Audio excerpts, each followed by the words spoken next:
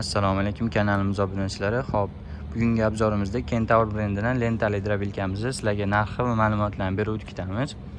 Xo'p, bu drobilkamiz makka poyalarni selyos qilib chiqarib beradi.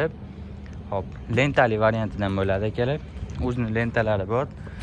Poyani shuni ustiga tushib qolsa, o'zi tortib olib kirib ketadi. Pichoqlariga keladigan bo'lsa, pichoqlari old qatorli splashnoy pichoq tushgan. Xo'p, keyin qo'shimcha yana kombaynli pichoqdan 8 qatorli pichoq qo'yilgan.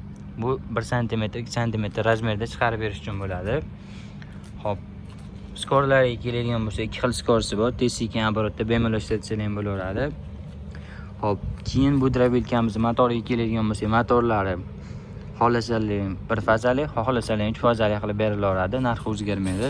Xo'p, 220 da ishlaydigan motorimiz 5,5 kilovatli bo'ladi. O'zining datchiklarigacha bor. Оборотlarga keladigan bo'lsa, 3000 оборотda bo'ladi. Peredachasi o'sha remelli, qo'l quruq tanlamaydi, bemalol chiqaraveradi.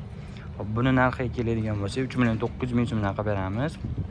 Kimga qiziq bo'lsa, o'sha pastdagi nomerlarga aloqaga chiqarasizlar.